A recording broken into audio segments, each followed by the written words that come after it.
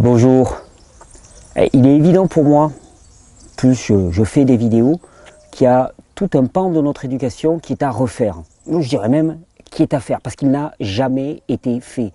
Et parce qu'on vit dans un obscurantisme total en ce qui concerne la physiologie du corps. Alors, je vous dis ça parce que ce matin, j'ai reçu un message, comme je reçois tant de messages tous les matins. Et celui-là, il m'a fait réagir, il m'a donné envie de refaire une vidéo à destination des parents, à destination de tout le monde. Ce message, je vais vous le lire, il est tout simple. Je vais taire le nom. Ma fille, âgée de 8 ans, fait des cystites 3 fois par an depuis au moins 3 ans. L'année dernière, elle a même fait une pyélonéphrite. Dernièrement, elle réagit moins aux antibiotiques. J'aurais besoin de votre aide afin d'arriver à cerner la cause de ces maux. Les médecins se concentrent souvent que sur le mal. Ce qui est intéressant, c'est que si tu t'amuses à taper cystite sur Internet, tu tombes par exemple sur la définition de Wikipédia qui dit « Une cystite est une inflammation de la vessie ». Ok, ça c'est objectif.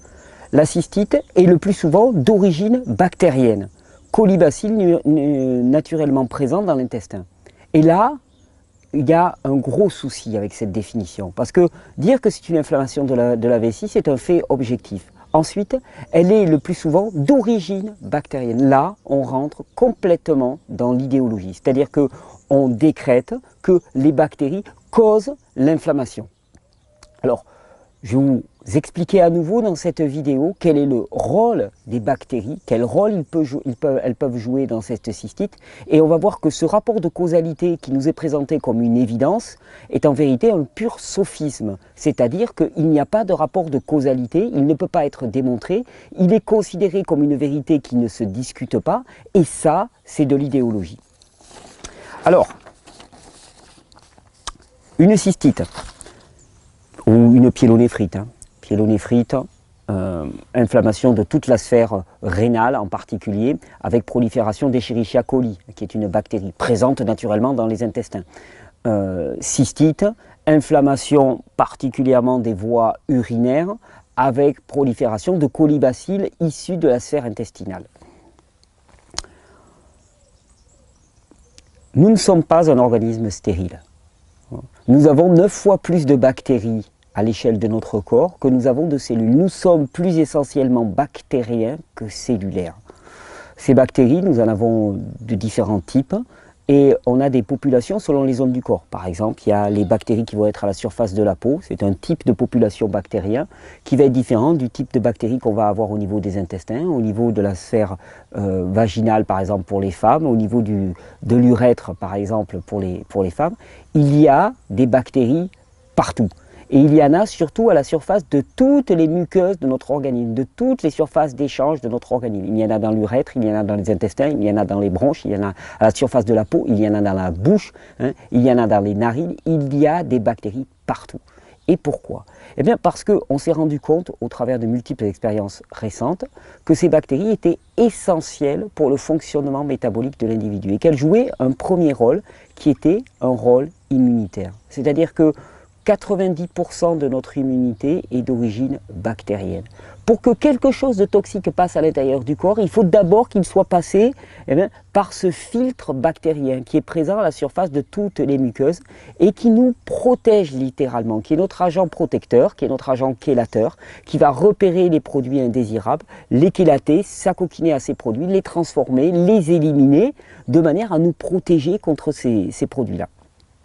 De nombreuses expériences ont montré aussi que cette flore bactérienne réalisait de nombreuses fonctions en termes d'assimilation, en termes de sécrétion, en termes de sécrétion de vitamines, en termes de sécrétion de neurotransmetteurs comme la sérotonine par exemple, qui est essentiellement produite par les bactéries intestinales, de dopamine par exemple, d'acétylcholine, et j'en passe, des vitamines B, B6, B9, B12, qui sont produites par ces bactéries intestinales. Donc, elles nous protègent, elles nous nourrissent, elles produisent des neurotransmetteurs qui sont essentiels au fonctionnement du système nerveux, elles assurent l'assimilation des nutriments. Ces bactéries sont essentielles pour le fonctionnement du corps.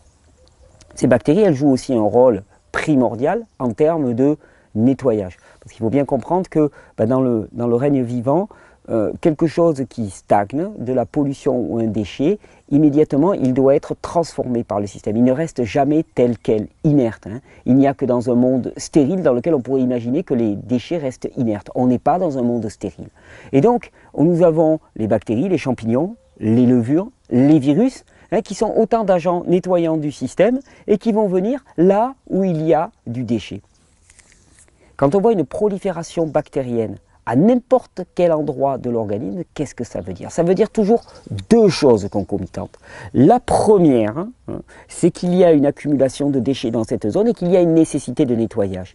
La deuxième, si la prolifération bactérienne est incontrôlée et devient douloureuse et problématique, qu'il n'y a pas suffisamment de bactéries en place pour qu'il y ait un équilibre dans le développement. C'est-à-dire qu'en permanence, hein, les bactéries, les champignons et les virus sont en mutuelle concurrence, ce qui fait qu'il n'y a pas un surdéveloppement de l'un par rapport à l'autre. Même au sein des bactéries, il ne va pas y avoir un surdéveloppement bactérien parce qu'il y a tellement de populations différentes qu'elles vont compétiter entre elles pour s'auto-réguler.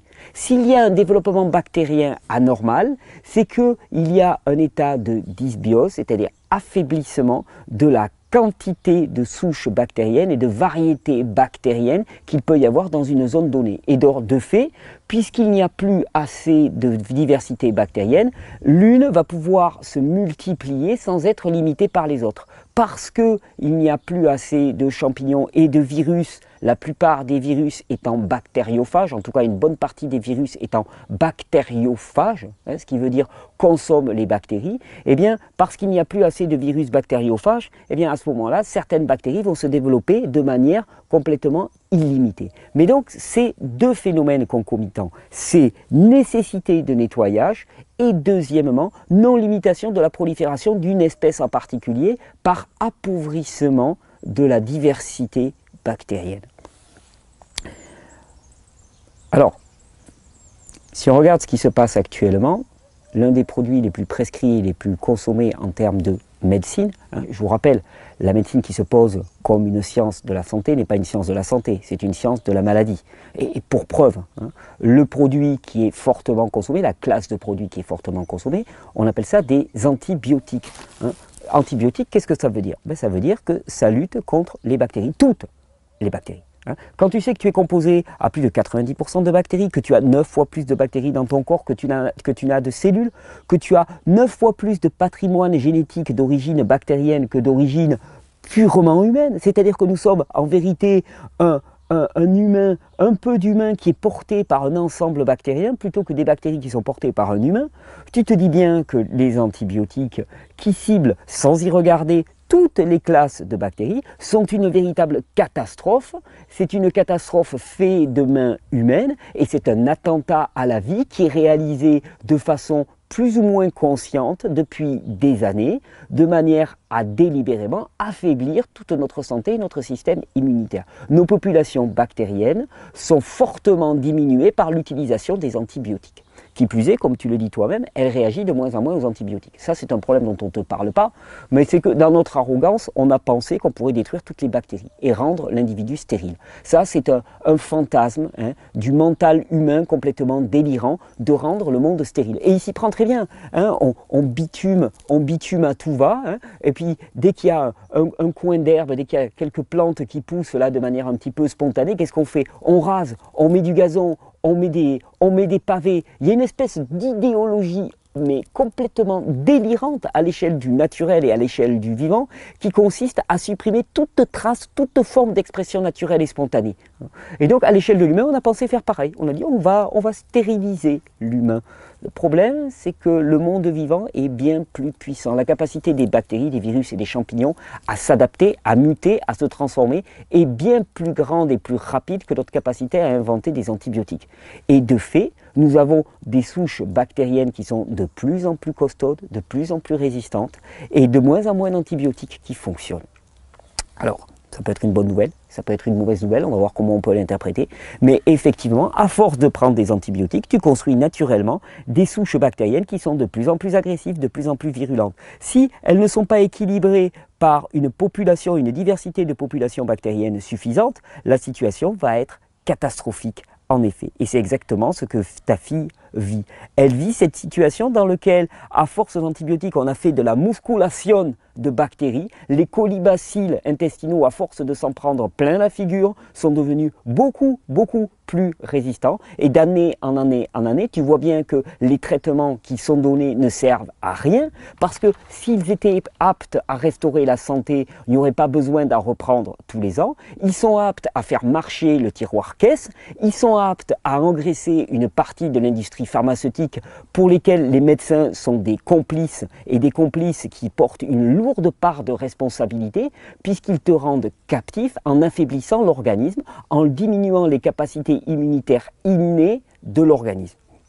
Alors, ces antibiotiques, tu les prends par voie orale. Ces antibiotiques, tu les retrouves partout. Tu les retrouves partout, pourquoi? Parce que la majorité des antibiotiques qui sont utilisés ne sont même pas utilisés pour les humains, ils sont utilisés pour les animaux d'élevage, qui sont gavés d'antibiotiques, ce qui fait qu'ensuite on retrouve des antibiotiques, des résidus d'antibiotiques dans leurs urines, qui vont aller dans les nappes phréatiques, et on retrouve des antibiotiques partout. On est cerné par les antibiotiques en permanence. Et c'est pour ça qu'il est primordial de s'orienter vers des produits d'origine biologique, si possible cultiver même chez toi, de manière à garantir qu'il y ait le moins possible d'antibiotiques. Utiliser une eau de qualité, et pas une eau qui est chargée d'éléments polluants, ça me paraît primordial. Et la première des choses, c'est arrêter d'avaler des antibiotiques.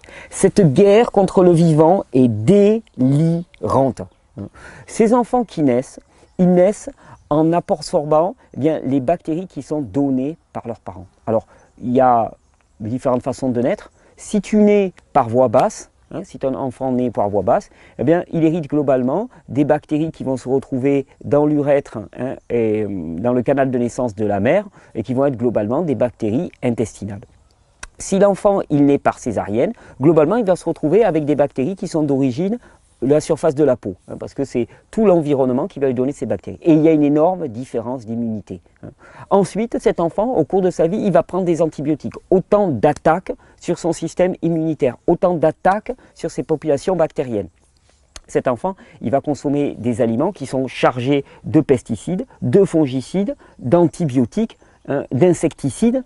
Les produits alimentaires non bio sont chargés de produits polluants qui vont être autant d'atteintes à ces populations bactériennes, fongiques et virales. Puis le stress lié au mode de vie totalement anormal, lié au fait qu'on lève les enfants pour les mettre sur des bancs d'école dans lesquels ils vont se faire humilier la plupart du temps, rabaisser, condamnés à se taire en permanence, condamnés à juste absorber du contenu. Stress maximal qui va venir impacter lourdement les populations bactériennes. Et à ça, qu'est-ce que tu rajoutes? Tu rajoutes une alimentation qui est complètement anormale, c'est-à-dire une alimentation qui est raffinée, industrialisée, qui n'a plus aucune vitalité, qui n'a plus de nutriments, qui n'est pas composée essentiellement de produits bruts, crus, végétaux, chargés de micronutriments et d'antioxydants, mais qui est composé de céréales raffinées, transformées, de sucres raffinés, transformés, de produits élaborés par l'industrie, qui n'ont plus aucun contenu micronutritionnel et qui, au contraire, au cours des phases de transformation, se sont vus ajouter finalement des produits qui sont toxiques pour l'individu. Additifs alimentaires, colorants, conservateurs, autant de produits dont on n'a strictement pas besoin et qui s'accumulent. Et ils s'accumulent où ces produits? Mais ils s'accumulent surtout au niveau des portes de sortie, parce que le corps n'en veut pas de ces produits. Donc il cherche à les évacuer en permanence. Et il cherche à les évacuer à quel niveau? Au niveau des reins, au niveau des poumons, au niveau des intestins. Eh bien, c'est là que vont se développer les multiplications bactériennes. Les enfants vont avoir des multiplications bactériennes au niveau des poumons, au niveau des reins, au niveau des intestins. Pourquoi? Parce qu'il y a une accumulation de produits toxiques dont le corps cherche à se débarrasser, sauf qu'il s'en débarrasse au rythme qui est le sien, avec sa capacité qui est la sienne, capacité qui sera d'autant plus impactée si l'enfant est épuisé par les rythmes inappropriés que lui impose le système scolaire.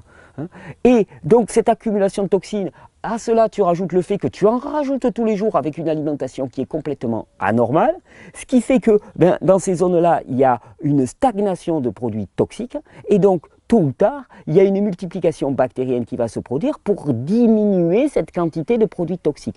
Plus tu vas utiliser des antibiotiques pour lutter contre ces bactéries, plus tu vas renforcer le problème. Parce qu'en luttant contre ces bactéries, tu empêches la résolution du problème. En luttant contre l'inflammation, qui est un mécanisme adaptatif du corps, hein, un mécanisme adaptatif génial qui consiste à dilater les tissus et augmenter le métabolisme. En dilatant les tissus, tu augmentes l'apport de sang, de lymphe, de globules blancs, de macrophages dans la zone de manière à nettoyer, réparer et restaurer. Hein. En augmentant le métabolisme, tu augmentes la vitesse d'échange. Donc l'inflammation est un mécanisme adaptatif génial du corps. Mécanisme adaptatif génial qui devrait être limité par une hormone qu'on appelle le cortisol, mais cette hormone n'est pas produite si ton enfant est épuisé, et c'est pour ça que l'inflammation prend des proportions gigantesques. Mais donc en empêchant l'inflammation, en empêchant le travail des bactéries, eh bien la charge toxique elle devient de plus en plus grande. Alors qu'est-ce qui se passe? Tu as une cocotte minute. Ton enfant c'est une cocotte minute. Une cocotte minute dans laquelle la pression est en train de monter, monter, monter, monter. Et puis toi, à chaque coup, toi, quelque part, tu as l'éducation qu'on t'a donnée, hein. Tu as la culture qu'on t'a donnée, et la culture qu'on t'a donnée, c'est il faut donner un tour de vis. Il faut donner un tour de vis à ta cocotte minute parce que la pression est en train de monter, tu donnes un tour de vis, tu donnes un tour de vis, tu donnes un tour de vis. J'ai une mauvaise nouvelle, ou peut-être une bonne nouvelle. La mauvaise nouvelle, c'est que tu auras beau serrer, serrer, serrer, il y a un moment où la cocotte va exploser littéralement. Et quand elle va exploser, ça ne va pas être une petite prolifération bactérienne, ça va être une énorme prolifération bactérienne. Et si tu arrives quand même à taper sur toutes les bactéries, alors l'intoxication, elle va être intracellulaire. Hein. Elle va commencer à toucher les organes en tant que tels, les cellules en tant que telles. Tu vas avoir des mutations qui vont être anormales. Tu vas avoir des enfants qui vont commencer à présenter des maladies auto-immunes, des cancers à l'âge de 8 ou de 9 ans. Tout ça parce qu'on n'a pas compris le message du vivant. Tout ça parce qu'on s'est fait leurrer par une classe de professionnels qui se sont érigés en professionnels de santé et qui ne sont que des pourvoyeurs de maladies, il faut le dire délibérément, pourvoyeurs de maladies, parce que les remèdes allopathiques qui sont proposés ne conduisent qu'à une seule chose, l'aggravation de la situation par l'empêchement naturel du corps d'évacuer les produits toxiques. Idéologie à tous les étages, le symptôme et le problème. Idéologie à tous les étages. Wikipédia qui te dit la cystite est d'origine bactérienne. Non, la cystite n'est pas d'origine bactérienne, elle est d'origine environnementale, c'est-à-dire que l'environnement dans lequel baigne ton enfant est toxique pour lui, environnement alimentaire, environnement rythme de vie, environnement air, eau qu'il respire. Cet environnement toxique conduit à l'accumulation de déchets à l'intérieur et on voit une prolifération bactérienne en conséquence de cette accumulation de déchets. Wikipédia est un outil d'idéologie et de matraquage dogmatique par excellence. Il y a du dogme et de la religiosité partout et en tant que parent, il s'agit de s'éduquer. Pour moi, l'éducation est primordiale. Si tu comprends ce qui a été dit dans cette vidéo, si vous comprenez ce qui a été dit dans cette vidéo, alors vous êtes à même d'aider vos enfants. Et alors c'est quoi aider nos enfants? Aider nos enfants, c'est simplement faire en sorte, non pas de taper sur des pauvres bactéries qui de toute façon vont faire de la musculation et vont avoir la victoire, vont avoir le dessus, commencer à comprendre que le problème c'est l'accumulation de produits toxiques chez nos enfants. L'accumulation de produits toxiques chez des enfants qui ont un système immunitaire qui est qui est indubitablement beaucoup plus faible que le vôtre. Pourquoi? Parce qu'ils sont nés à l'époque des téléphones portables, des émissions électromagnétiques. Ils sont nés à l'époque de la massification des pesticides, ils sont nés à l'époque de la pire malbouffe qu'on puisse imaginer, ils sont nés à une époque où le stress imposé aux enfants, la nécessité de réussite sociale, la pression qui est mise dès l'école n'a jamais été aussi forte. Donc d'un côté, ils ont un système de protection qui est bien plus faible que le vôtre, que celui de vos parents et que celui de vos arrière-grands-parents, et de l'autre côté, un monde qui n'a jamais été aussi toxique. Tu comprends bien qu'entre les deux, ça ne peut pas marcher, ça ne peut délibérément pas marcher. Et d'ailleurs, c'est ce qui fait que tu vas voir la grand-mère qui va te dire « Non mais comment ça se fait, les jeunes, ils sont toujours malades et tout ce que tu veux. » Mais oui, mamie, mais oui, mais toi, tu avais un bon système immunitaire avec un monde qui était faiblement toxique. Donc effectivement, c'était facile pour toi de t'en sortir. Le problème, c'est que en 50 ans, en 70 ans, depuis la fin de la Seconde Guerre mondiale principalement, eh bien, il y a eu un mouvement qui est un mouvement opposé, dans lequel l'immunité s'est vue fortement amoindrie et la toxicité du milieu s'est vue fortement augmentée. Et que là, maintenant, il n'y a plus qu'une seule solution. C'est qu'en tant que parents, on prenne nos responsabilités. Face aux pourvoyeurs de maladies, on les envoie balader. Face à toute l'industrie agroalimentaire qui essaye de nous persuader qu'il est normal de faire manger aux enfants des céréales raffinées chargées de pesticides, des sucres raffinés, des additifs alimentaires, des colorants, des lécithines, en veux-tu, en voilà. Et même dans les produits bio, tu trouves le pire du pire. Tu regardes les produits sans gluten. La dernière fois, je m'amusais dans un magasin bio, on regardait les produits sans gluten. Et des additifs, il y en a, et il y en a, il y en a encore. De prendre la responsabilité de ramener les enfants à ce qui est normal pour l'individu. Alors tu vas me dire, oui, mais c'est frustrant. Mais je veux dire, si tu n'apprends pas à ton enfant ce qui est normal pour l'individu, eh bien à ce moment-là, tu en paieras les conséquences et lui avec. C'est frustrant de ne pas réussir à sauter à 10 mètres de haut en tant qu'humain. C'est frustrant de ne pas courir à plus de 200 km/h. C'est frustrant de ne pas voler. C'est frustrant de ne pas réussir à utiliser la communication de pensée pour communiquer avec les autres. Il y a plein de choses qui sont frustrantes. Alors la frustration alimentaire, c'est juste une frustration en rapport à quelque chose qui est profondément anormal et qui est en train de tuer les enfants. Il faut bien le comprendre. Les fruits et les légumes, ce n'est pas une frustration, c'est une normalité. Et il est de notre responsabilité d'apprendre ça aux enfants. La base de leur alimentation devrait être composée de fruits et de légumes biologiques, naturels, cultivés localement, de saison, cultivés dans un terroir sain. Il n'y a pas d'autre chose à leur apprendre en termes alimentaires. Tout le reste, c'est de l'accessoire, du non nécessaire, si ce n'est pas du poison. Et ce poison, il s'accumule. Et un enfant qui souffre de cystite tous les ans, 3 fois par an, pyélonéphrite, à 8 ans, qu'est-ce qu'il va donner à 12 ans, à 15 ans, à 20 ans? Ce sont des enfants qui sont déjà en état de santé extrêmement délétère. Il est temps de réagir, de prendre notre responsabilité, de rentrer dans la compréhension et dans l'éducation. Éduquez-vous pour résister au rouleau compresseur de l'idéologie qu'on nous sert de manière quasi systématique dans les médias, chez les médecins, dans toute l'industrie de la maladie. Le rouleau compresseur qui vise à nous séparer de l'évidence du fonctionnement métabolique du corps. Nous sommes vivants. Notre corps n'a qu'un seul but, c'est éliminer les déchets de manière à pouvoir assimiler des produits nutritifs. Notre seule responsabilité, c'est de lui permettre de faire ça. Permettre de faire ça en arrêtant d'en rajouter, en arrêtant de soumettre les organismes à des pollutions qui sont insupportables pour lui. Alors globalement, tu vas me dire, oui, non, mais alors quoi? Tu nous dis quoi? Tu nous dis de revenir à marcher pieds nus en pleine nature, à manger des fruits et des légumes, à passer du temps à se reposer au soleil, mais c'est pas le monde. Eh ben oui, effectivement, c'est pas le monde. Mais est-ce que tu es en train de réaliser que le monde est en train de te tuer? Alors il y a un moment, il va falloir quand même que tu tournes le dos à ce monde. Effectivement, les lignes de bataille, elles sont clairement tracées. Les lignes de clivage, elles sont clairement tracées. D'un côté, tu as le monde qui t'attire en permanence, les tablettes, les micro-ordinateurs, Internet connecté partout, les montres connectées en Bluetooth au poignet, et puis les produits alimentaires verts, bleus, jaunes, qui restent en barquette pendant des mois, que tu peux consommer, les sodas, et puis les rythmes antiphysiologiques. Et puis tu veux, tu peux. Tu as le droit, t'es consommateur, tu as du fric, tu as bossé pour ça. Tu as le droit de jouir de la vie.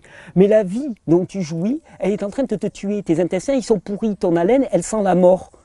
Tu as des boutons partout, tu te réveilles le matin, tu as mal à la tête, tu es agressif, tu as des douleurs articulaires un petit peu partout, tu es usé à 30 ans.